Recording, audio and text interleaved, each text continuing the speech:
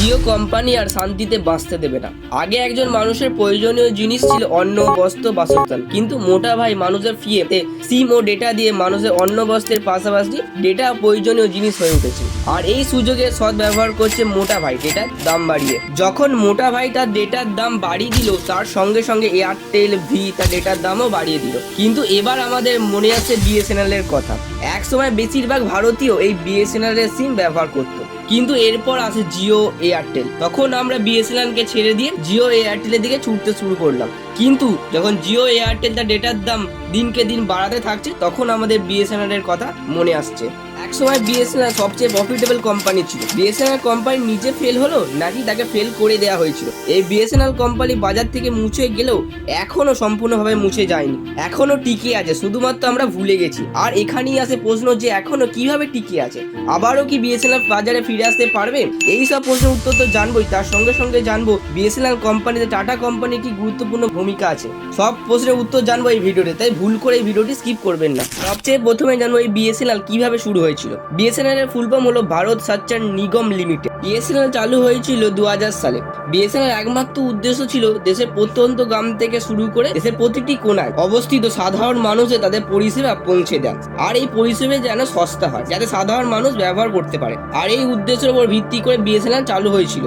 ওই সময় private company খুবই কম ছিল, যা ছিল তারা বলে আমাদের সুবিধা তো শহরে, কারণ শহরে কাজ করাও সহজ, টাকাও মোটা পাওয়া যায়। অত দূরে গ্রামে কে যায়? ওখানে মানুষের বেশি টাকা রিচার্জও করে না। প্রাইভেট কোম্পানির দরকার ছিল প্রফিট, তাই গ্রামে গেল না। এবার বিএসএনএল বলে আমি সরকারি কোম্পানি, আমি যাব। গ্রাম থেকে শুরু করে পাহাড়, মরুভূমিতে বিএসএনএল কোম্পানি তাদের নেটওয়ার্ক লাগাতে থাকে। ওই সময় যত প্রাইভেট কোম্পানি ছিল তার থেকে কম দামে নেটওয়ার্ক দিচ্ছিল। তা সত্ত্বেও প্রথম বছর মোটা টাকা প্রফিট উপার্জন করে। 2001 থেকে 2008 সাল পর্যন্ত এই 8 বছরে একবারও লস হয়নি। এই কোম্পানি এই 8 সালে টোটাল 46,648 কোটি টাকার প্রফিট কামিয়েছেন এই কোম্পানি। এই সময় নেটওয়ার্ক মার্কেটে বিএসএনএলই রাজা ছিল। যখন কোনো সরকারি কোম্পানি এত বেশি প্রফিট দিতে থাকে, তখনই আসে লোভ। এরপরই শুরু হয় বিএসএনএল এর লসের দিন। প্রথম কারণ হলো 2007 সালে ওই সময় টেলিকম কোম্পানিতে দয়ানন্দ সারথী মিনিস্টার ছিল।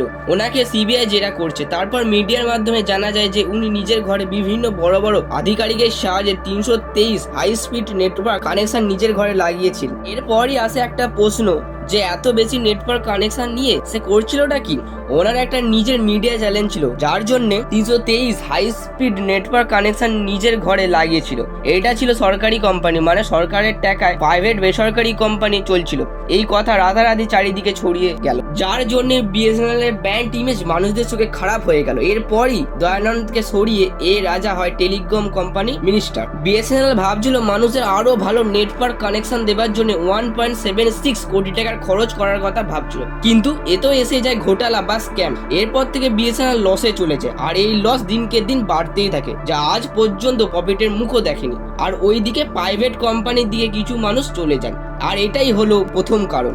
দ্বিতীয় কারণ হলো সময়ের সঙ্গে সঙ্গে বিএসএনএল নিজেকে আপডেট বা পরিবর্তন করতে পারেনি। ওইদিকে বিএসএনএল এর মোটা টাকার ঘোটালা চলছিল। ওই সময় জিওর এন্ট্রি হয়। জিও বলে আমি 2G নয় 4G সিম দেবো, তাও ফ্রি। যখনই মানুষ 2G থেকে 4G ব্যবহারের সুবিধা পেল, তখনই অনেক সংখ্যক মানুষ বিএসএনএল থেকে জিওতে চলে যায়, কারণ বিএসএনএল ছিল 2G। আর যখন 4G ফ্রিতে বাজারে অ্যাভেলেবেল, তখন কে যায় 2G তে? আর এটাই ছিল দ্বিতীয় কারণ। এই ভিডিওর সব থেকে গুরুত্বপূর্ণ প্রশ্নটা হলো এই বিএসএনএল আবারও ফেরত আসবে কি না? এর উত্তর হলো হ্যাঁ, এর ফেরত আসার দুটি কারণ আছে। কারণ হলো সরকারি উৎসাহ। মোদী সরকার বিএসএনএল এর জন্য 3 লাখ কোটি টাকার ফান্ড বিএসএনএল কে বেঁচে তোলার জন্য জোর কদমে সরকারি উৎসাহ দেখাচ্ছে। দ্বিতীয় কারণ হলো টাটার ভরসা। বিএসএনএল বলেছে 2024 সালে 4G অ্যাভেলেবেল হয়ে যাবে এবং 2025-এ 5G বসবে। এই কথা কোনো বিএসএনএল কর্মচারী বলে আমি মানতাম না, কিন্তু এই কাজ করার জন্য রতন টাটার কোম্পানি TCS কে দিয়েছে 15,000 কোটি টাকার কন্ট্রাক্ট। যখন এই TCS বলে 2025 আসতে আসতে সব জায়গায় 5G লাগিয়ে দেবো, টাটা কোম্পানির ওপর ভরসা করা যায়। আর এই দুটি কারণের জন্য আমার মনে হয় বিএসএনএল আবারও ফেরত আসতে পারে।